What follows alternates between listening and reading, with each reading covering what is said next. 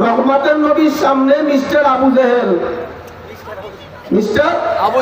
আবু জেহেল হাতের মুঠে পাথরের টুকরো নিয়ে মুঠ কইরা জায়গা মোহাম্মদ যদি পারো হবে কি হবে চাচা কালেমা পড়ে আমি মুসলমান হয়ে যাব। আমি জানতে চাই ওই শয়তান কি মুসলমান হবে? যদি পারো হবে কি হবে? কালেমা পড়ে মুসলমান হব যদি বলতে পারো আমার হাতের মুঠে কি। আচ্ছা আপনাদের ধারণা কি রহমতের নবী দেখার ক্ষমতা আছে না নাই? আছে। রহমতের নবী হাতের দিকে তাকাইছে, আর একবার আবু জাহেলের চেহারার দিকে তাকায়। এমনি সময় হযরতে জিবরাইল নবীর ডান পাশে হাজির হইয়া গেছে। ইয়া রাসূলুল্লাহ, ইয়া হাবিবাল্লাহ, রহমতের নবী গো, ইয়া রাসূলুল্লাহ, আপনি যদি আবু জাহেলের চেহারার দিকে তাকান আর হাতের দিকে তাকান, যদি সময় একটু বাইরে যায় আবু জাহেল মনে করবে মুহাম্মদ বুঝি বিপদে পড়ে গেছে। নবী গো আপনি টেনশন করিয়েন না, চিন্তা করিয়েন না, আপনার শাহাদাত আঙ্গুলটা দিয়ে ইশারা করলে হাতের মুঠে যে সে আপনার নাম বইলা দিবে। নবী কেমন বুঝছেন? হাতের মুখে যে সে আপনার নাম বলে দিবে। খেজুর চেনেন? খেজুরের ভিতর থেকে বিচি বাই করছে। কি বাই করছে? যুবক ভাই আমি অল্প সময় কথা বলবো, একটু জব দাও। আপনারা যদি জব দেন তাহলে বুঝবো গেলে ময়মনসিংহের মানুষ বরগুনার মানুষের কথা বুঝতেছে, তখন আমাদের কথা বলতে একটু ভালো লাগবে। খেজুরের ভিতর থেকে আবু জাহেল বিচি বাই করছে। কি বাই করছে? বিচিটা বাসায় বসে বাই করতেছে। মুহাম্মদ তো দেখে না, বিচিটা বাই করতে মুহাম্মদের মালিক আপনার আমার আল্লাহ দেখছে কি দেখে নাই? দেখছে। বাই কইরা বিচিটা ওই রাইখা খেজুরটা নিয়ে আল্লাহ নবীর দরবারে হাজির হয়ে গেছে। আয়েশা কয় মুহাম্মদ যদি পারো কি চাচা এই খেজুর দিয়ে যদি চারা বানাইয়া দেখাইতে পারো তাহলে কথা দিলাম আমি কালেমা পড়িয়া মুসলমান হইয়া যাইব।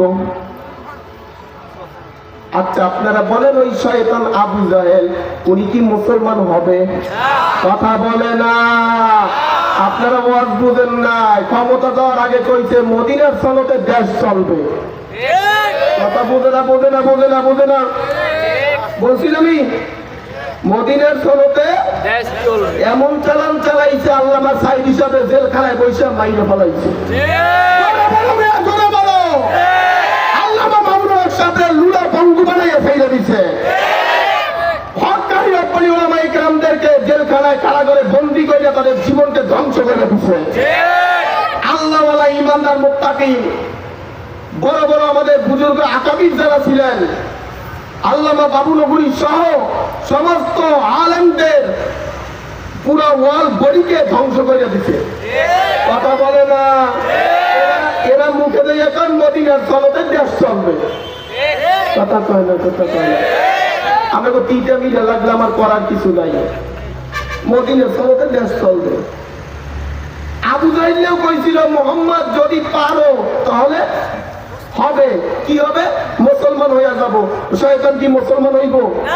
ওই শয়তান জানে যে আমি তো মুসলমান হব না। এই শয়তানও জানছে যে মদিনার সনদের কথা কইলে মোল্লার আমার পক্ষে থাকবে, পরে নিয়ে আটকাবো।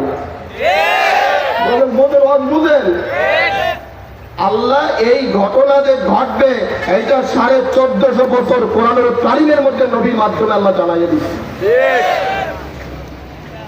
মুহাম্মদ যদি পারো তাহলে হবে। কি হবে? কালেমা পড়িয়া মুসলমান হইয়া যাইব। আচ্ছা বলেন তো খেজুরের ভিতরে গাছ হওয়ার জন্য বিচি নাই? মুহাম্মাদুর রাসূলুল্লাহ সাল্লাল্লাহু আলাইহি ওয়াসাল্লাম দেখেন নাই? আমার নবীর আল্লাহ দেখছে কি দেখে নাই? দেখছে। বেঈমানদের ধারণা হইল বিচি ছাড়া বুঝি গাছ হইতে পারে না, আটি ছাড়া বুঝি গাছ হইতে পারে না।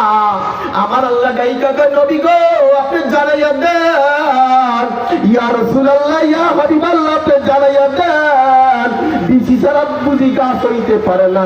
এইটা হলো আবু জাহেল মার্কাওয়ালা মানুষদের কি, আবু জাহেল মার্কাওয়ালা মানুষদের ধারণা।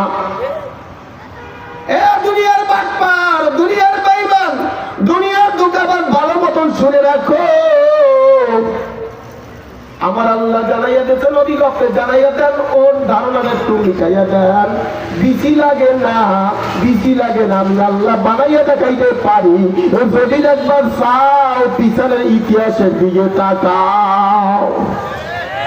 নাস্তিকদের ধারণা, আবু জাহেলদের ধারণা, মা বাপ ছাড়া সন্তান হইতে পারে কথা বলে না, পারে মা আছে বাবা নাই, আমি আল্লাহ সন্তান দিব। বাবা নাই মা আছে, আমি আল্লাহ সন্তান দিব। যদি দেখতে চাও পয়গম্বর ঈসা নবীর দিকে তাকাও। বিসি ছাড়া ওই মালিকের গাছ বানানোর ক্ষমতা আছে না নাই? রহমতের নবীর সামনে হাজির যাইয়া বলতেছে, ইয়া রাসূলুল্লাহ, ইয়া হাবিবাল্লাহ, শুনেন। জিবরাইল বলতেছে, ইয়া রাসূলুল্লাহ, আপনি টেনশন করিয়েন না, ওই ভিতরে বিচি নাই। আল্লাহ খবর পাঠাইছে, ওই খেজুরটা জমিনে ফালান দায়িত্ব আপনার, গাছ বানাইয়া দেখান দায়িত্ব হলো আমার আল্লাহ। এই নবীর দাম আছে না নাই? আসেনি? আছে।